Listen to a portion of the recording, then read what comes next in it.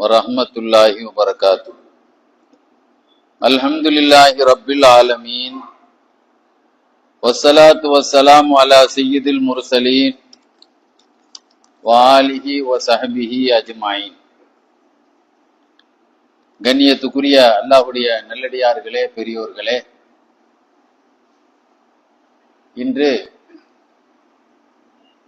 அருமை நாயகம் ஸல்லல்லாஹு அலைஹி வஸல்லம் அவர்களுடைய பயிற்சியிலே பண்பட்ட, அவர்களுடைய வாயால் சொர்க்கவாசி என்று நற்செய்தியை பெற்ற ஒரு அற்புதமான நபி தோழர் அபு உபைதத் இப்னுல் ஜர்ராஹ் ரலியல்லாஹு தஆலா அன்ஹு அவர்களுடைய வாழ்க்கையினுடைய நமக்கு கிடைத்த அழகான முன்னோடிகளை நாம் தெரிய ஆசைப்படுகிறோம். கண்ணியத்துக்குரியவர்களே, இன்று பாகிஸ்தானுக்கும் இந்தியாவுக்கும் போர் நடந்து கொண்டிருக்கிறது, ஏதோ ஒரு வகையில சிம்பிளாக. அதனால்தான் நேற்று நடந்து கொண்டிருந்த ஒரு ஐபிஎல் மேட்ச் கூட, பஞ்சாப்ல டில்லிக்கு நடந்து கொண்டிருந்த மேட்சை கூட பாதியிலேயே நிறுத்தி விட்டார். என்றால் பக்கத்துல தானே இருக்கு பாகிஸ்தான், அங்கேருந்து குண்டை போட்ட நேரம் எங்கும் தான் போடணும், மைதானத்துல தான் 3 ஏர்போர்ட்ல தான் போடணும். அடுத்த மேட்சுகளை கூட, பஞ்சாப் உள்ள மேட்சை கூட அகமதாபாத்திலே மாற்றி வைத்திருக்கிறார்கள். ஏர்போர்ட் லைட் எல்லாம் அணைத்து ஏர்போர்ட் லாக் செய்யப்பட்டது. என்றால் போதனுடைய அந்த எல்லையில அந்த பதட்டம் இருக்கத்தானே செய்யும். எந்த நாட்டினுடைய எல்லையிலையுமே போற ஆரம்பிச்சுட்டுனா எல்லையில பதட்டம் இருக்கத்தான் செய்யும். அது மாதிரி போர் அப்படி இருக்கக்கூடிய இந்த நேரத்தில ஒரு காலகட்டத்தில் 1970 கூட பாகிஸ்தானுக்கு இந்தியாவுக்கும் போர் நடந்தது. அதுல அந்த ராணுவத்துல முதல்ல கொல்லப்பட்டவர் முஸ்லீம் தான். ராணுவத்துல கொல்லப்பட்டார் அப்துல் ஹமீத் அப்படிங்கறதெல்லாம் நமக்கு தெரியும். ஆக நாம பாகிஸ்தான் நம்முடைய நாடு நம்ம சொல்லவே இல்லை. பாகிஸ்தானை ஏத்து இஸ்லாம் இந்தியா போர் வந்தால் நாம ராணுவ வீரரா நம்ம களத்துல நிற்போம் அப்படிங்கிறது தான் நம்முடைய இது. அங்கே இஸ்லாமிய சஹாபாக்கள் ஆட்சி நடக்கிறது, பாகிஸ்தான் தான் எங்க ஆட்சி நம்ம வாதிக்கவும் இல்லை. நம்மளை பொறுத்த மட்டும் நம்ம நாடு தான் நம்முடைய முக்கியமான நாட்டுக்காக நாம் தியாகம் செய்வோம் என்ற இதை நம்முடைய வரலாறு முன்னாள் இஸ்லாமியர்கள் அதை நிரூபித்திருக்கிறார். இப்பொழுதுதான் கொஞ்சம் கொஞ்சம் பேசுறான், இப்போ தான் பேச வந்திருக்கிறாங்க. ஆமா, முஸ்லிம்களும் இந்த நாட்டுக்காக தியாகம் செய்திருக்கிறாங்க அப்படிங்கிறத இப்பதான் அவனுக்கு ஞானமே வந்திருக்கு. நாம பாகிஸ்தானுக்குள்ள ஒரு முஸ்லீம் என்பதற்காக வேண்டி அங்க போன உடனே நமக்கு இடம் கொடுத்துருவானா? பாஸ்போர்ட்டை கொண்டு உள்ள போனா கூட நம்மள என்ன செய்வான், அவன் டைம் முடிஞ்ச உடனே இங்க உள்ள கொண்டு ஏர்போர்ட்ல கொண்டு இறக்கி விட்டுருவானே. அப்ப நம்முடைய நாடுங்கிறது நாம் எங்க பிறந்தோம், நம்முடைய பரம்பரை எங்க உண்டதுங்கிறத கவனிச்சு நம்முடைய பிறப்பு, நம்முடைய நாடுங்கிறது நாம் இருக்கக்கூடிய தேசம் இந்திய தேசம்தான். அதனால அதுல நாம் மதத்தை கடந்து நாம் இந்த நாட்டுக்காக தியாகம் செய்ய வரலாறை பல வரலாறுகள் நமக்கு சான்றாக இருக்கிறது. ஆக சஹாபாக்கு பெருமக்கள் இதே மாதிரி என்ன செய்தாங்க, ஒரு தர்ம சங்கடமான சூழ்நிலை சஹாபாக்களுக்கு வந்தது.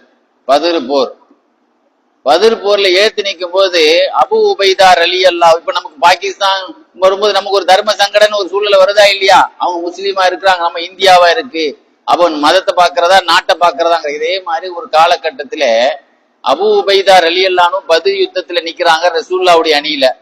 அவ வாப்பா ஏத்து நின்னுகிட்டு கத்திய கொண்டு முன்னாலே வர்றாரு, வாழை திக்கிட்டு, என்னோட மோதடா நீ என்னோட மோதடா அப்படின்னு சொல்லி யாரே வர்றா, வாப்பாவே ஏத்துன்னு வர்றார். இவங்க கண்டுக்கிறாம கிராஸ் பண்ணிக்கிட்டே இருந்தாங்க. சரி, பெத்த தாப்பனா இருக்கானே அப்படின்னு சொல்லி நம்ம கையால நம்ம ஏன் வெட்டணும்ட்டு கிராஸ் பண்ணிக்கிட்டே இருந்தாங்க. அவர் விடுற மாதிரி இல்ல, நீ எங்கிட்ட மோதடா, நீ எங்கிட்ட மோதடான்னு தலையை எடுத்துட்டாங்க. மோதி பார்த்துருவோம், எனக்கு ரசூல்லா தான் மெயின், நமக்கு இப்படி இந்தியா தான் நமக்கு மெயினோ அது மாதிரி நமக்கு ரசூல்லா தான் மெயின். என் தகப்பனா இருந்தான், சரி போட்டு நம்ம கையால இறக்காட்டாலும் யாரு கையால போட்டும்னு பார்த்தா அவர் என்ன செய்யறாரு, முன்னால வந்து நின்று என்னைய வெட்டுறா பாப்பா, நீ என்னோட மோதரா பாக்குனாரு. ஜர்ராக வாப்பா ஜர்ராக தன்னுடைய அவர் தலையை எடுத்துட்டாங்க. அதனாலதான் அல்லாஹ் குர்ஆன் ஷரீஃப்ல சொல்றான், சஹாபாக்கள் எப்படிப்பட்ட தியாகிகள் என்றால், நபியே லா தஜிதூன கௌமன் யூமினூன பில்லாஹி பில் யௌமில் ஆகிர் யுவாதூன மன் ஹாத்தல்லாஹ் வ ரசூலஹு வலவ் கானாஹு. நாயகமே, இந்த சஹாபிகளுடைய ஈமான் எவ்வளவு பெரிய பாக்கியமானவர்கள் என்றால், அல்லாஹ் ரசூலை ஏத்து நின்றால் அவர்களோடு பாசத்தையே காட்ட மாட்டார்கள், பெத்த தாப்பனா இருந்தாலும் சரிங்கிறான். உங்களோடு இருக்கக்கூடிய இவர்கள் எப்படிப்பட்ட ஈமான்தாரிகள் என்றால், ரசூல்லாவையும் அல்லாவையும் ஏத்து நின்னா அவன் யாரா இருந்தாலும் பார்க்க மாட்டாங்க, அவங்களோட எந்த பாசத்தை எல்லாம் காட்ட மாட்டாங்க. உலவுக்கான ஆபாகும் தந்தையா இருந்தாலும் சரி. இவர் விஷயத்துலதான் அந்த ஆயத்தை இருந்துச்சு. பெத்த தகப்பனை ரசூல்லாவை ஏத்து நிக்கிறதுக்காக வேண்டி தகப்பனை பார்க்காம அல்லாவுடைய ரசூலுடைய எதிரி நீ, என் ரப்புடைய எதிரி நீ அப்படிங்கிறது. அதே மாதிரிதான் நம்ம என்ன செய்யும், நாட்டினுடைய எதிரி நீ அப்படிதான் நம்ம பாகிஸ்தானை பார்ப்போமே தவிர, அதனால அவன் குண்டதைக்கு போட்டு நம்ம நாட்டுல போடும்போது நம்ம தானங்க சாவோம். நம்ம இருக்கக்கூடிய ஏரியாவை போட்டு நம்ம தான் நம்ம அங்க முஸ்லீம்கள் அதெல்லாம் பார்க்க மாட்டாங்க. நம்மளது எதிரி நாடு மட்டும்தான் நம்ம பார்க்க போடும். அந்த அடிப்படையில அபூ உபைதத்து இப்னு ஜர்ராஹ் ரலியல்லாஹு இருக்காங்களே, அவங்கள பத்தி ரசூலுல்லாஹ் ஒரு அற்புதமான ஒரு அவார்டு கொடுத்தாங்க. எல்லா சமுதாயத்துக்கும் ஒரு சமுதாய காவலர் இருப்பார். உம்மத்தின் சமுதாய காவலர் அபூ உபைதா ரலியல்லாஹு. இன்னைக்கு பாருங்க, சமுதாய காவலர் சமுதாய காவலர் நிறைய போட்டு நிறைய களவாண்டதான் செய்றான். நிறைய வேறு சமுதாய காவலர்பான், கல்வி தந்தைம்பான், ஆனா நிறைய ஊழல்ல தான் மாற்றான் நிறைய பேர். பாத்தீங்கன்னா எத்தனாயிரம் கோயில் அவ்வளவு பேர் இன்னைக்கு பிஜேபியில போய் சேர்ந்தவன் புள்ள நிறைய பேர்கள் முன்னால உள்ள கட்சியை கொண்டு போய் அடகு வச்சவங்கலாம் தன்னுடைய கேஸ் தனக்கு பாதகமா வந்து பயந்து போய் தான் தன்னுடைய குடும்பத்தில் உள்ள அத்தனை பேருக்கும் வருமானத்துறை நமக்கு கோர்ட்டுகளுக்கு அலைய வேண்டி வந்துருமோ என்பதற்காக வேண்டியே நிறைய பேர் கட்சியை மறந்து போய் சேர்ந்திருக்கான். பாருங்க, சஹாபாக்கள் சொக்க தங்கங்கள், சுத்த தங்கம். எப்படிப்பட்டவங்க? ரசூலுல்லாஹ் சொல்றாங்க, லிக்குல்லி உம்மத்தின் அமீனுன், ஒவ்வொரு சமுதாயத்துக்கும் ஒரு காவலர் இருப்பார். வா அமீனு ஹாதிகள் உம்மா, என் சமுதாய காவலர் அபூ உபைதத்து இப்னு ஜர்ராஹ். அவர் தான் சமுதாய காவலர்னா. ஒரு சமுதாயம் வந்து உருப்படணும்னா, ஒரு சமுதாயம் முன்னேறணும் என்று சொன்னால், நீ பாருங்க, ஒரு இன்னைக்கு நேற்று வந்து 12ஆம் வகுப்பு தேர்தல் இது பள்ளிக்கூடத்தினுடைய அந்த தேர்வு ரிசல்ட் வந்திருக்கு. அதுல மாப்பா பாண்டியன் சொல்லி ஒரு அமைச்சர் இருக்கார், சுகாதாரத்துறை அமைச்சர் இருக்காருல்ல, அவர் நினைச்சு சுப்பிரமணியன் அவர் வந்து என்ன செய்தாரு, ஒரு ஊருக்கு போய் அந்த ஸ்கூல்ல வந்து அத்தனை பிள்ளைகளும் 98% அத்தனை பேரையும் பரிச்சு எல்லாமே மார்க் வாங்கியிருக்காங்க. அப்ப அந்த ஸ்கூல் எவ்வளவு கஷ்டப்பட்டு அந்த வாத்தியர்கள் முயற்சி பண்ணிருப்பாங்க. அந்த அந்த ஸ்கூல் லெவல் மொத்தத்திலேயே 98% எல்லாருமே மார்க் வாங்கியிருக்கிறாங்கன்னா அங்க உள்ள பேராசிரியர்கள், ஆசிரியர்கள், டீச்சர்ஸ்கள் எவ்வளவு கஷ்டப்பட்டு பாடம் நடத்திருப்பாங்க. அப்போ இதுதான் அந்த பிள்ளைகள் மாணவிகளுடைய காவலாளி உள்ளதான். ஒரு சமுதாய காவலுங்கிறது மாணவர்களுடைய வளர்ச்சிக்கு அவ்வளவு ஒரு வித்திட்டவர்களா இருந்த மாதிரி சமுதாய வளர்ச்சியத்துக்கு வித்திட்ட சஹாபா பெருமக்கள். கண்ணியத்திற்குரியவர்களே, சஹாபாக்களை பத்தி அபூ உமாமத்துல் பாஹிலி ரலியல்லாஹு சொல்லுவாங்க, குறைஷி குலத்தில் 3 அழகான முகங்கள் உண்டு சொல்றாங்க. குறைஷி குலத்தில் 3 அழகான முகம் உண்டு. முகமும் அழகானவர்கள், குணமும் அழகானவர்கள், வெக்கத்திலும் ரொம்ப கூடினவர்கள். குறைஷி குலத்திலே மக்கா வாசிகளிலே 3 பேர்கள் இருக்கிறார்கள். தோற்றத்தால் அழகானவர்கள், குணத்தால் அழகானவர்கள், இன்னும் வெக்கத்தால் கூடினவர்கள். அவர்கள் தான் அபூபக்கர் சித்திக் ரலியல்லாஹு. அந்த 3 நபர்கள் ஒருவர். அந்த 3 நபர் ஒருவர் தான் உஸ்மான் ரலியல்லாஹு. அந்த 3 நபர்கள் ஒருவர் தான் அபூ உபைதா ரலியல்லாஹு. இன்னைக்கு வெக்கங்கிறது யார்கிட்ட இருக்கும்? வெக்கம் ஈமானில் ஒரு பகுதின்னு சொன்னாங்க ரசூலுல்லாஹ். ஈமானை 77ஆக நாம் ஒரு கிளையாக நாம் அதை பிரித்து சொன்னால் அதுல ஒரு கிளை வெக்கம். வெக்கம் உள்ளவரிடத்திலே தப்பு ஏற்படாதுன்னு சொன்னாங்களா இல்லையா ஸல்லல்லாஹு அலைஹி வஸல்லம். அப்போ ஒரு மனுஷன், நீங்க வெக்கம் இல்லையா உனக்கு, மானம் கெட்டவன் அப்படின்னு சொல்றமா இல்லையா? அப்போ வெக்கங்கிறது இன்னைக்கு பாருங்க, வெக்கம் உள்ளவங்க தப்பு செய்ய மாட்டாங்க. மானம் கெட்டவன் வெக்கம் கெட்டவன் தான் என்ன செய்ய. அதனால தான் ஒருத்தனை வெக்கம் இல்லையா மானம் இல்லையான்னு ஒருத்தனை எதுக்கு நம்ம திட்டுறோம்? அதுக்கு தான் நம்ம திட்டுறோம். ஆக கண்ணியத்திற்குரியவர்களே, ஸல்லல்லாஹு அலைஹி வஸல்லம் அவருடைய சபையில ஒரு நாள் ஒரு ஆள் பால் கொண்டு கொடுத்தார். அந்த பால் கப்பை வாங்கிக்கிட்டு அந்த கூட்டத்துல அபூபக்கர் சித்திக் ரலியல்லாஹு உட்கார்ந்து இருந்தாங்க. அந்த கூட்டத்துல உமர் ரலியல்லாஹு உட்கார்ந்து இருந்தாங்க. அந்த கூட்டத்துல அபூ உபைதா ரலியல்லாஹு உட்கார்ந்து இருந்தாங்க. ரசூலுல்லாஹ் அந்த பாலை வாங்கிக்கிட்டு, அபூ உபைதா என்ன குடிங்க அந்த பாலை அப்படின்னு கையில கொடுத்தாங்க. அவங்க கையில வாங்கினாங்க, நீங்க குடிங்க. உடனே அவங்க சொன்னாங்க, யா ரசூலுல்லாஹ், அல்லாஹ்வுடைய நபியே நீங்க குடிங்களேன் அப்படின்னு. இல்ல நீங்க புடிங்க, முதல்ல நீங்க புடிங்க கையில. அப்போ கையில வாங்கிட்டு குடிக்கிறதுக்கு முந்தி சொன்னாங்க, நபியே நீங்க குடிங்களேன். இல்ல நீங்க குடிங்க, நீங்க குடிங்க. யாரு சிறுவர்களுக்கு இரக்கம் காட்டவில்லையோ, பெரியவர்களுக்கு மரியாதை செய்யவில்லையோ அவர்கள் என்னை சார்ந்தவர் அல்ல. நான் இந்த கூட்டத்தில் உள்ள பெரியார்களுக்கு நான் மரியாதை செய்யறேன்னு சொன்னாங்க ஸல்லல்லாஹு அலைஹி வஸல்லம். பாருங்க, நம்ம ஒரு இடத்துல ஒரு ஒரு ஏதாவது ஒண்ணு ஒரு பங்கு வச்சு கொடுக்குறாங்கன்னா முதல்ல மூத்தவங்களுக்கு முதல்ல கொடுக்கறதான மரியாதை. அப்ப அந்த பாலை வாங்கிட்டு கூட ரசூலுல்லாஹ் குடிச்சிருக்கலாம். அந்த சபையில ஒரு மெசேஜ் வைக்கிறாங்க, என்னது, நான் அதை வாங்கி இருக்கிற பெரிய ஆளுகளுக்கு முதல்ல மரியாதை கொடுக்கணும். அப்படி மரியாதை செய்யாதவன் என் வழியை சார்ந்தவனே அல்ல அப்படிங்கிற கருத்தை சொல்லும்போது யாருக்கு மரியாதை செய்யறாங்க? அபூ உபைதா ரலியல்லாஹுங்கிற மூத்த சஹாபிக்கு மரியாதை செய்யறாங்க. அங்க ஒரு செய்தியை நமக்கு கற்று தர்றாங்க, பெரிய ஆட்களுக்கு நீங்க என்ன செய்யணும், மரியாதை செய்யணும் அப்படிங்கிற கருத்தை. கொரோனா ஏற்பட்ட பொழுது எத்தனை பேர்கள் பயந்து ஓடினார்கள். மெட்ராஸ் எல்லாம் எடுத்துக்கிட்டீங்கன்னா, ஆரம்பத்துல மெட்ராஸ்ல முதல் தீப மெட்ராஸ்ல தாக்கிய பொழுது அங்கெல்லாம் எல்லாம் அப்பார்ட்மெண்ட் விட்டு நிறைய பேர் நைட்டு பகலா வண்டியில எல்லாம் போயிட்டு இருந்தாங்க. பாத்தீங்களா, அங்க இருந்து காலியாய் நிறைய வாடகைகள் சும்மா கடந்தது, பில்டிங் எல்லாம் ரேட் இறங்கி போய் கடந்தது. ஒரு காலகட்டத்தில் பயந்து எல்லாம் காலி பண்ணி வடநாட்டுக்காரெல்லாம் ஓடினாங்க. ட்ரெயினா சில பேர் எனக்கு ஏற்றி அனுப்புங்க அப்படின்னு பட்டினியிலே நிறைய பேர் இறந்தாங்களா இல்லையா அந்த காலியாய் போகும்போது. ஆக இஸ்லாமிய வரலாறுல நமக்கு சொல்லப்பட்ட செய்தி என்ன, ரசூலுல்லாஹ் சொன்னாங்க, கொள்ளை நோய், அது பிளேக்கா இருந்தாலும் சரி, காலராவா இருந்தாலும் சரிதான், கொரோனாவா இருந்தாலும் சரிதான், கொள்ளை நோய் ஒரு ஊரில் ஏற்பட்டால் அங்கிருந்து ஓடாதீர்கள். அந்த ஊரில் இருக்கும்போது வெளியூர்காரன் உள்ள வராத, உள்ளூர்ல உள்ளவங்க பயந்து வெளியூர் போவாத நாங்க சொல்லாலி. சஹாபாக்கள் ஹிஜ்ரி 50ல அம்வாஸ் சிரியாவிலே ஒரு படை, இஸ்லாமிய படை இருந்தது. சஹாபாக்கள் அதுல இருந்தாங்க. அங்க காலரா நோய் ஏற்பட்டது. காலரா நோய் ஏற்பட்ட உடனே அங்க முஸ்லிம்களுடைய படை இருக்கிறது. 20,000 பேர் முஸ்லிம்கள் அதுல கொல்லப்பட்டாங்க. அந்த காலரா நோயில என்ன செய்தாங்க, உயிர் போச்சு. கொரோனால எத்தனை பேர் போனாங்களா இல்லையா? அதே மாதிரி இதுல தளபதியா இருக்கக்கூடிய அபூ உபைதா எல்லாம் எழுந்து பயான் செய்தாங்க. சொன்னாங்க, அதாவது ரசூலுல்லாஹ்வுடைய ஒரு ஹதீஸ் என்ன தெரியுமா, இந்த காலரா நோய்ங்கிறது உங்களுக்கு அருள், ஒரு இருள் அல்ல, உங்களுக்கு அல்லாஹ்வுடைய அருள். முன்னால உள்ள ரசூலுல்லாஹ் சொன்ன உங்க நபியுடைய துஆ, அந்த காலரா நோயில நீங்க இறந்து போறது உங்களுக்கு அது ஒரு பெரிய பாக்கியம். மௌத்து சாலிஹீன், நல்லோர்களின் மரணம் அது. அதனால இதை கண்டு நீங்கள் என்ன செய்யாதீங்க, இது ஒரு மோசமான மரணம், இந்த நோயில நம்ம துடி துடிச்சு சாவக்கூடாதுன்னு நினைக்காதீங்க. இது இஸ்ரவேலர்களுக்கு சாபம். முன்னால மூசா அலைஹிஸ்ஸலாம் காலத்துல விபச்சாரம் பண்ணா, அல்லாஹ் அவங்களுக்கு அவ்வளவு பேருக்கும் காலரா நோய் கொடுத்து அவ்வளவு பேரையும் ஒரே நேரத்துல க்ளோஸ் பண்ணான். முன்னால உள்ளவர்களுக்கு சாபம், என் உம்மத்துக்கு அது அல்லாஹ்வுடைய அருள். அந்த மௌத்துல ஒரு ஆளுக்கு மௌத்து வருதுன்னா அது நல்ல மௌத்து, நபிமார்களுடைய துஆ, அது உங்களின் ரஹமத்து, முன்னோர்களின் நல்ல மரணம் அப்படின்னு பயான் பண்ணிட்டு, ஆண்டவா அந்த மரணத்தில் இருந்து எனக்கு ஒரு பங்கை கொடு, தளபதியா இருக்கும்போது சொல்றாங்க. சொல்லி கொஞ்ச நேரத்தில் சுண்டு வரலில் ஒரு கொப்பளம் ஏற்பட்டது, வழியிலே துடித்தார்கள்.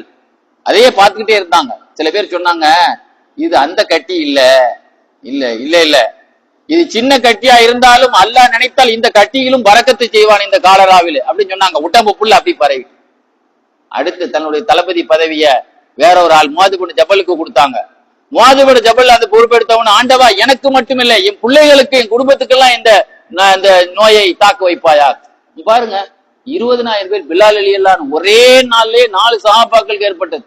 ஷர்ஹபீல் சஹாபிக்கு ஏற்பட்டது, இன்னொரு சஹாபி முஆது பின் ஜபலுக்கு ஏற்பட்டது, அபூ உபைதா அவங்களுக்கு ஏற்பட்டது, பிலால் ரலியல்லாஹு அதுலதான் அந்த நோயில தான் இதானாங்க இருந்தாங்க. பாருங்க, சஹாபாக்களை பொறுத்த மட்டும் மரணத்தை கண்டு நல்ல மௌத்து கிடைக்குதா? பாருங்க, அந்த வேதனையில எவ்வளவு பெரிய அந்த கொரோனால கஷ்டப்பட்டவங்க அந்த தனிமை என்ற பேர்லயே நிறைய பேர் இறந்துட்டாங்க. இந்த தனிமைன்னு சொல்லி 15 நாள் கூட அடைச்சு வச்சாங்களே யார்ட்டையும் பேசாம, அந்த மன உளைச்சலே நிறைய பேர் இறந்துட்டாங்க. என்னுடைய கூட்டாளி ஒரு ஆள் 6 வயசு பையன் இறந்துட்டான். ஹைக்ரௌண்ட்ல அடைச்சாங்க, சின்ன பையன். எதுக்குன்னு அந்த மன உளைச்சல், தனியா கொண்டு அடைச்சி யார்ட்டையும் பேசக்கூடாதுங்கிற பேர்ல அப்படியே அந்த தனிமைங்கிறதுலயே ஒரு ஆஸ்பத்திரியில ஒரு 4 பேர் கூட இருக்கும்போது அந்த கலகலன்னு ஒரு மாதிரியா இருக்கும். அந்த மாதிரி அவ்வளவு பெரிய பிளேக் நோயை கூட அது நல்ல மரணங்கிறதுக்காக வேண்டி, ஆண்டவா எனக்கு உன்னுடைய பங்கு எனக்கு கொடு, ஏதோ ஒரு நல்ல பாக்கியத்தை கேட்கிற மாதிரி கேட்டாங்கன்னு சொன்னா அதுதான் சஹாபாக்களுடைய பயிற்சி. சொல்லிட்டு சொன்னாங்க, இந்த நோயை விட எனக்கு மக்காவில இருக்கக்கூடிய விலை உயர்ந்த சொத்து சிவப்பு ஒட்டகம். சிவப்பு ஒட்டகங்கிறது ஒரு கார் இருக்கிற மாதிரி. நமக்கு இன்னைக்கு காருங்கிறது எவ்வளவு பெருசோ அதே மாதிரி அரபு நாட்டுல சிவப்பு ஒட்டகங்கிறது கருப்பு ஒட்டகம் 7 இருக்கும். வசதி உள்ளவன்ட்டு தான் சிவப்பு ஒட்டகம் இருக்கும். இந்த காலரா நோய் எனக்கு ஏற்படுறதுக்கு பதிலாக ஒரு சிவப்பு ஒட்டகம் தந்தா கூட நான் அதை தேர்ந்தெடுக்க மாட்டேன், இந்த காலராவை நோயை தான் நான் தேர்ந்தெடுப்பேன்னு சொல்லி அவங்க அதுல ஒபாத்தானாங்கன்னு சொன்னா, அப்ப அந்த அளவிற்கு சஹாபா பெருமக்கள் ரசூலுல்லாஹ் ஒரு ஹதீஸை சொன்னாங்கன்னா அதுல நல்ல மரணம் சொன்னா அந்த மரணத்தை எவ்வளவு சகிப்பு தன்மையோடு தாங்கக்கூடிய ஒரு பொறுமைசாலிகளாக இருந்தாங்க. மட்டுமில்ல, ஒரு நாள் ஒரு போர்க்களத்துக்கு போகும்போது அவங்க சொன்ன தத்துவம் என்ன தெரியுமா? நீங்க எத்தனையோ பேர்களுடைய தத்துவங்கள், எத்தனையோ பேர்களே சொன்ன உபதேசங்கள், திருக்குறள் இதெல்லாம் சொல்லிட்டு இருக்கிறாங்க. பாரதி சொன்ன பாடல், ஏன்னா ஒவ்வொருத்தரும் சொன்னுடைய கண்ணதாசனுடைய கவிதை, இப்படி எல்லாம் சொல்றாங்களா இல்லையாங்க தத்துவம். ஆனா உலகத்துல எவன்லாம் தத்துவம் சொன்னா அவன் வாழ்ந்துதான் வரலாறே கிடையாது. ஆனா தத்துவத்தை சொல்லிட்டு வாழ்ந்துட்டு சொன்ன சரித்திரம் சஹாபாக்களுடைய சரித்திரம். வலிமார்கள் வாழ்ந்துட்ட வாழ்க்கையாக அந்த தத்துவத்தை சொல்லுவாங்க. ஒரு நாள் ஒரு போர்க்களத்துக்கு போகும்போது சொன்னாங்க, வேட்டியை தோச்சி நீ வெள்ளை வேட்டியை அழுக்க எடுக்காத, வேட்டியை நீ அவங்க சொன்னாங்க, அதாவது அந்த போர்க்களத்துக்கு போகும்போது சொன்னாங்க, எத்தனையோ பேர்கள் என்ன செய்யறாங்க, வேட்டியை என்ன செய்யறாங்க, வெள்ளையாக்குறாங்க சோப்பு போட்டு. ஆனா தீன அழுக்காக்குறாங்க, மார்க்கத்தை அழுக்காக்குறாங்க. ஆனா வேட்டிய சோப்பு போட்டு துவைக்கிறாங்க. துணி வெள்ளையாயிருச்சு இல்லையா, மனசு சரியில்லையே, உன்னுடைய எண்ணம் சரியில்லையே. முதல்ல எதை தூய்மைப்படுத்தி, சோப்பு போட்டு ட்ரெஸ் வெள்ளையாக்குறது இல்ல, உன்னுடைய எத்தனையோ பேர்கள் ட்ரெஸ்ஸை எல்லாம் வெள்ளையாக்கி மார்க்கத்தை எல்லாம் தூசியாக்கி வைத்திருக்கிறார்கள். தொழுகிறவங்கள்ட்ட எத்தனை பேர் அல்லாஹ்வுடைய சிந்தனையில நம்ம தொழுகிறோம். தர்மம் கொடுக்கிற நிறைய பேர்கள் அல்லாஹ்வுடைய சிந்தனையில தொழுகிறாங்க. ரோட்ல போறவங்க எல்லாம் தன்னுடைய பார்வைய அல்லாஹ் பாக்குறாங்க சிந்தனையிலேயே பாத்துக்கிட்டு போறாங்க இல்லையே? இல்லைங்க, பாருங்க சொன்னார்கள், நீ முன்னால் செய்த பாவங்களுக்கு, நீ எவ்வளவு முன்னால் பாவம் செய்திருப்ப, அந்த பாவங்களுக்கு நன்மையை அடுத்து செய்து அந்த பாவத்தை அழித்துக்கொள். ஏனென்றால் வானம் நிரம்ப அளவுக்கு உனக்கு பாவ மூட்டை இருந்தாலும், இங்கிருந்து தரையிலிருந்து வானம் அளவுக்கு உன் பாவ மூட்டை இருந்தா கூட நீ செய்யற ஒரு நன்மை அத்தனை அழிச்சு. பாவத்துக்கு, பழைய பாவத்துக்கு பின்னால் புதிய நன்மைகளை செய்யுங்கள். என்ன சொன்னாங்க? பழைய பாவத்துக்கு பின்னால் புதிய நன்மைகளை செய்யுங்கள். ஏனென்றால் உங்க பாவங்கள் வான்முட்டத்தை அளவுக்கு நிரம்பி இருந்தாலும் நீங்கள் செய்யற ஒரு நன்மை அத்தனையும் பொசுக்கி என்ன செய்யறோம், எவ்வளவு பெரிய பஞ்சா இருந்தாலும் ஒரு நெருப்பு பத்த வச்சு அவ்வளவு சாம்பல் ஆக்கிருமா இல்லையா? அத மாதிரி ஒரு சின்ன நன்மையை அல்லாஹ் அவ்வளவு பாவத்தையும் அழிச்சிருவான்னு சொன்னாங்க. அது மாதிரி சொன்னாங்க. அதே மாதிரி நிறைய விஷயங்கள் என்ன செய்தாங்க சொல்லி காட்டினாங்க. கண்ணியத்திற்குரியவர்களே, அவருடைய வாழ்க்கையை நம்ம எடுத்துக்கொண்டால், ஒரு நாள் அவங்கள்ட்ட ஒரு சஹாபி வரும்போது அழுதுகிட்டு இருந்தாங்க.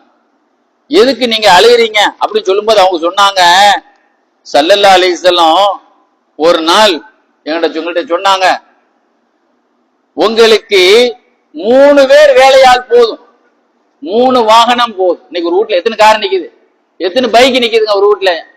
உங்களுக்கு தோழர்களே, உங்களுக்கு 3 வேலையால் போதும். ஒரு ஆள் உங்களுக்கு பணி செய்ய, ஒண்ணு உங்க பயணத்துல உங்களுக்கு கூட வர, ஒண்ணு உங்க வீட்டுக்கு பணி செய்ய. ஒரு ஆளுக்கு மேல 3 வேலையாளுமே நீங்க என்ன செய்யாதீங்க, வைக்காதீங்க அப்படின்னு சொன்னாங்க ஸல்லல்லாஹு அலைஹி வஸல்லம். அதே மாதிரி சொன்னாங்க, 3 வாகனத்துக்கு மேல நீங்க வைக்காதீங்க. ஒண்ணு உங்களுக்கு, ஒண்ணு உங்க அடிமை பயணம் செய்து வர, ஒண்ணு உங்க குடும்பத்தினர்கள் பயணம் செய்து வர. இந்த 3 வாகனத்துக்கு மேல நீங்க என்ன செய்ய வைக்காதீங்க, 3 வேலையாள் மேல வைக்காதீங்க என்ற சூழ்நிலை எங்களை பார்த்து சொன்னாங்க. ஆனால் இன்னைக்கு என் வீட்டினுடைய முற்றத்திலே எண்ணிட முடியாத வாகனங்கள் இருக்கிறது. சூழ்நிலை எங்களுக்கு எப்படி ஒரு வாக்கு கொடுத்தாங்க, 3 தான் வைக்கணும்னு சொன்னாங்க.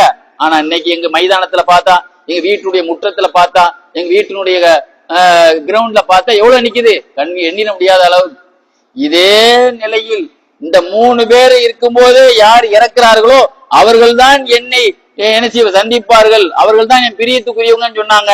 நான் இப்படி எவ்வளவு பேர் எனக்கு அடிமை இருக்கிறாங்க, எவ்வளவு வாகனம் வச்சிருக்கிறேன், இந்த நிலையில ரசூலுல்லாஹ்வை நான் எப்படி சந்திப்பேன்னு சொல்லி அழுதாங்க. ஏன்னா ஒரு காலகட்டத்தில் சஹாபாக்கள் கஷ்டப்பட்டாங்க, பின்னால் ஒரு நாட்டினுடைய அதிபராக மாறிட்டாங்க. இஸ்லாம் ஜெயிக்கும் போதெல்லாம் என்ன ஆயிடுச்சு பாருங்க, இஸ்லாம் ஜெயிக்கும் போது நேரு குடும்பம் சுதந்திரத்துல இது பண்ணும்போது கடைசியில நேரு பிரதமர் ஆயிட்டாரா இல்லையா? இதே மாதிரி அப்படித்தானே ஒவ்வொரு ஆட்களும் ஆட்சியை பிடிக்கும் போது முதலமைச்சர் ஆயிடுவாங்க. அப்ப அந்த நாட்டுல அந்த ஊர்ல பெரிய பாதுகாப்பு இருக்கும், நிறைய வாகனங்கள் இருக்கும். கண்ணியத்திற்குரியவர்களே, உமர் ரலியல்லாஹு ஆட்சி காலத்துல ஹிஜ்ரி 18 ஒரு பெரிய பஞ்சம் ஏற்பட்டது. பஞ்சம் வந்தா என்ன செய்வாங்க, வெளிநாட்டுல போய் எல்லா நாட்டுக்காரங்களும் நிதி கொடுப்பாங்க. அப்போ கலெக்ஷன் பண்ணிட்டு வாங்க சொல்லி அபூ உபைதா ரலியல்லாஹு கலெக்ஷன் பண்ண அனுப்பி வச்சாங்க. கலெக்ஷன் பண்ணி வந்த பிறகு ஒரு 1000 தங்க காசு கையில கொடுத்து விட்டாங்க. 1000 தங்க காசுக்கு இன்னைக்குள்ள கதிப்பு 3.5 கோடி ரூபாய். இன்னைக்குள்ள காசுக்கு எவ்வளவு, 3.5 கோடி. ஒரு தங்க காசுங்கிறது 35,000 ரூபாய். 4 கிராம் இருக்கும் ஒரு தங்க காசு. ஆக 3 கோடி ரூபாய் கொடுத்து விட்டதுக்கு அவங்க சொன்னாங்க, அல்லாவுக்கா நான் கலெக்ஷன் பண்ணினேனே தவிர இந்த நீங்க சம்பளத்துக்கான வேலை பார்க்கல அப்படின்னு சொன்னாங்க. அப்ப அவங்க சொன்னாங்க, எப்பா ரசூலுல்லா என்னையும் வசூல் பண்ண அனுப்பி வச்சாங்க ஒரு காலகட்டத்துல. நீ சொன்ன டைலாக்கத்தான் நானும் ரசூல்லாட சொன்னேன், வேண்டாம் நான் கலெக்ஷன் பண்ணது அல்லா ரசூலுக்கா கலெக்ஷன் பண்ண ரசூல்லாட சொன்னாங்க. இல்ல, இந்த காசை நீங்க வாங்கித்தான் ஆகணும்னு நிர்பந்தப்படுத்தி ரசூல்லா இந்த சம்பளம் எங்களுக்கு தந்தாங்க. இந்த சம்பளத்தை ரசூல்லா என்ன செய்தாங்க, எங்களுக்கு கட்டாயப்படுத்தி தந்தாங்க. இந்த காசை உன் மார்க்கத்துக்கு ஹெல்ப் பண்றதுக்கா, உன்னுடைய தீனுக்கு உதவியாகும், உன் துன்யாவுக்கு தீனுக்கு உதவின்னு என்னது. இன்னைக்கு அஜி போறாங்க 8 லட்சம் ரூபா ஆகும். அந்த காசை வச்சு நமக்கு வச்சு போலாம்ல. அதே மாதிரி நம்ம துன்யா வீடு கட்டா கல்யாணம் முடிச்சு கொடுக்க எல்லாம் பயன்படுத்திக்கலாம்ல. அந்த காசை நீ உனக்கு பயன்படுத்திக்கன்னு சொல்லி நிர்பந்தப்படுத்தி ரசூல்லா சொன்னாங்க. ரசூல்லாவும் கொடுத்திருக்காங்க. சொன்ன பிறகுதான் அந்த காசை அவங்க வாங்க ஆரம்பிச்சாங்க. அதே மாதிரி உமர் ரலியல்லாஹு அன்ஹு ஆட்சி காலத்துல ஒரு நாள் என்ன செய்தாங்க, ஒரு 4000 ரூபாய் எடுத்தாங்க. எடுத்து கையில ஒரு அரசாங்கத்தினுடைய ஒரு பணியாளர் கையில கொடுத்து, முஆது இப்னு ஜபல் ரலியல்லாஹு அன்ஹு வீட்டுல கொடு. இந்த முஆது இப்னு ஜபல் அந்த காசு வாங்கி எங்க வைக்கிறாரு, என்ன செய்யறாருங்கிறத கொஞ்ச நேரம் நின்று பார்த்துட்டு வான்னு சொன்னான். முஆது இப்னு ஜபல்கிட்ட வந்து கொடுத்த உடனே அந்த காசை கையிலேயே வாங்கல. அவங்க என்ன சொன்னாங்க, இந்த வீட்டுக்கு இந்த வீட்டுக்கு இந்த வீட்டுக்கு இதெல்லாம் பிரிச்சு கொடுத்துருங்க, நீங்க ஏழை அவரே ஒரு ரிசிப்ட் போட்டு கொடுத்துட்டாரு. வந்து சொன்னாங்க, கையிலே வாங்கல ஜனாதிபதி அவர்களே, இந்த வீட்டுக்கு இந்த வீட்டுக்குன்னு பிரிச்சுட்டாரு. அப்படியா, இன்னொரு 4000 ரூபாய் எடுத்தாங்க. அபூ உபைதா ரலியல்லாஹு அவரை பத்தி நம்ம பேசிட்டு இருக்கோம். இன்னைக்கு உள்ள அவரு கதாநாயகர் அவர் தானே, அபூ உபைதா ரலியல்லாஹு அவர்கிட்ட போய் கொடுப்பான். அவர் அந்த காசை என்ன பண்றாருன்னு கொஞ்ச நேரம் நின்று பார்த்துட்டு வாப்பான். நம்ம என்ன சொல்லுவான், இந்த அக்கௌண்ட்ல போட்டுரு, அல்ல அப்படித்தான் நம்ம சொல்லுவோம். அல்ல நீ வச்சுக்க கேட்கும் போது ஏதாவது ஒரு செய்வோம். அவங்க என்ன செய்வாங்க தெரியுமா, வீடு வீடா பிரிக்கல, இந்த மனுஷனுக்கு கொடுங்க, இந்த மனுஷனுக்கு கொடுங்க, இந்த மனுஷனுக்கு கொடுங்க. கொடுக்குற ஆளுக்கே கையிலேயே வாங்கல. வந்து சொல்லப்பட்டது ஜனாதிபதி அவர்களே, அவரும் கையில காசையே வாங்கல. நபரா அவர் வீடு வீடா பிரிச்சாரு. இவங்க நபரா பிரிச்சுட்டாங்க. சொன்னாங்களாம், இவங்க எல்லாம் ஒண்ணுக்குள் ஒண்ணு, என்ன ஒற்றுமை என்ன ஒற்றுமை. சேவை செய்யறதுல கூட போன வாரம் மதீனா அன்சாரி சஹாபாக்களை பத்தி பேசினேன். காசு ஆசையே கிடையாதுன்னு சொல்லவே சொன்னாங்களா இல்லையா? உங்களுக்கு காசு ஆசையே கிடையாது. காசு பங்கு வைக்கிற இடத்துல உங்களுக்கு காணா போயிரும். ஆனா போர் வந்துச்சுன்னா ராணுவமா வந்து நிப்பீங்க உயிரை கொடுக்கறதுக்கா. நீங்க அவ்வளவு பெரிய தியாகிகள் சொன்னாங்களா இல்லையா? இந்த 2 பேருமே மதீனா அன்சாரி சஹாபாக்கள். எப்படிப்பட்ட வர்க்கம் பாருங்க. இன்னைக்கு அவனுக்குள்ள இத கேஸ பார்த்தா 2 லட்சம் கோடிங்கிறான், 3 லட்சம் கோடிங்கிறான், 2000 கோடிங்கிறான். அந்த காசை என்றதுக்குள்ள அவன் கையே கழுது கீழே விழுந்துடும். அவ்வளவு காசை சேர்த்துக்கிட்டு இருக்கான். அவள் நாள் இருக்க போறானா, அல்ல அவள் நாள் அவனுக்கு கேரண்டி இருக்கா? இருந்தாலும் இந்த ஆசை யாரையும் விடல பாருங்க. கண்ணியத்திற்குரியவர்களே, இப்படிப்பட்ட மேதைகளுடைய வாழ்க்கை நமக்கு சிறந்த முன்மாதிரியாக சிறந்த பாடமாக இருக்க வேண்டும் என்பதற்காக தான் இவங்களுடைய தலைமையில ஒரு போர் நடந்தது. ஹிஜ்ரி 8ல கடற்கரை போர் அப்படின்னு ஒரு போர் நடந்தது. அந்த போர்க்களத்து ஒரு மக்கா காபீர்களுடைய வியாபாரிகளை பிடிக்கிறதுக்காக ரசூல் அனுப்பி வச்சாங்க. கொண்டு போன பேர்த்தமெல்லாம் காலியா போச்சு. 15 நாள் தங்கியிருந்தாங்க கடற்கரையில. பேர்த்தமலம் எல்லாம் காலியாகி போச்சு. எல்லாத்துக்கும் கொத்து கொத்தா கையில கொடுத்தாங்க. கடைசியில ஒரு பேர்த்தமலம் தான் எல்லாத்துக்கும் நோம்பு திறக்க கொடுக்குற மாதிரி ஒரு நாளைக்கு ஒரு பேர்த்தமலம் 300 பேருக்கு ஒரு பேர்த்தமலத்துல பசி அடக்க முடியுமாங்க? இன்னைக்கு வடை சம்சாவே எத்தனை சம்சா நிக்கிறான் நிறைய பேர். அப்படி அந்த அளவு இருக்கும்போது எல்லாத்துக்கும் காலியா போச்சு. என்ன செய்யுது, தளபதி அவர்களை எங்களுக்கு பசிக்குது, என்ன வேணும் சொன்னாங்க. கொஞ்சம் பொறுங்க, அல்லாஹ் உங்களுக்கு ஏதாவது இரணத்தை தருவான்னா. கொஞ்ச நேரத்துல கடல்ல ஒரு பெரிய திமிங்கல வகையை சார்ந்த ஒரு அம்பர் வகை மீன், ஒரு மீன் கரை ஒதுங்கியது. அந்த மீனினுடைய ஒரு எலும்பு பாருங்க, பட்டை எலும்பு, விழா எலும்ப நட்டி வச்ச ஒரு பெரிய கொடிக்கம்பு மாதிரி இருக்குமா. கொடிக்கம்பம் 2 கொடிக்கம்பு மத்தில நட்டி வச்ச ஒரு ஒட்டகத்தை நடக்க சொன்னாங்களாம். யாருமே தட்டாமலே நடந்து போயிட்டு வந்துச்சு அந்த ஒட்டகம். அவ்வளவு பெரிய ஒரு எலும்பே ஒரு கொடிக்கம்பு மாதிரி இருந்தான்னா எவ்வளவு பெரிய எலும்பு, எவ்வளவு பெரிய. அந்த கண்ணிலேயே 4 பேர் இருக்கலாமா.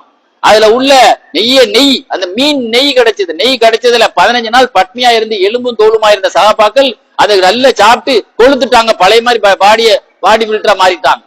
ரசூலுல்லாஹ்ட்ட வந்து சொன்னாங்க, நாயகமே 300 பேரும் 15 நாள் அந்த மீனை தான் சாப்பிட்டோம். அல்லாஹ் உங்களுக்கு கொடுத்த இரணம் எனக்கு இருந்தா தாங்க கொஞ்சம் அப்படி வாங்கி ரசூலுல்லாஹ் அந்த கருவாடை வாங்கி ரசூலுல்லாஹ் என்ன செய்தாங்க, பாடம் பண்ண அந்த சுட்ட கருவாடை வாங்கி தானும் சாப்பிட்டான். பாருங்க, ஒரு கஷ்டம்னா அங்கே கடல்ல இருந்து கூட அல்லாஹ் அவங்களுக்கு உடனே சப்ளை பண்ணா பாருங்க. இன்னைக்கு ராணுவம் ஒரு ஹெலிகாப்டர் அங்க இங்கிருந்து தான் ஹெல்ப் பண்ணணும். அப்படிப்பட்ட உமை எத்தக்கில்லா ஜால்லோ முகரஜா, அல்லாஹ்வுடைய அச்சத்தில் வாழ்ந்தால் எவ்வளவு பெரிய சிக்கலிலும் அல்லாஹ் உங்களுக்கு பக்கத்துல வந்து நிப்பான்னு சொல்றானா இல்லையா? அல்லாஹ் அப்படி அனுபவித்த தளபதியாக வாழ்ந்து மறைந்த மாபீதிகள் நமக்கு அழகான முன்மாதிரியாக இருந்தார்கள்.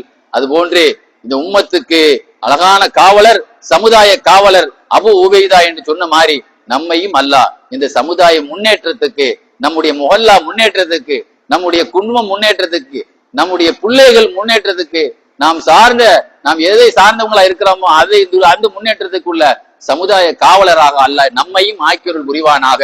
வாஹிர் தாவானா அல்ஹம்துலில்லாஹி ரப்பில் ஆலமீன். அஸ்ஸலாமு அலைக்கும் வரஹ்மத்துல்லாஹி வபரகாத்துஹு.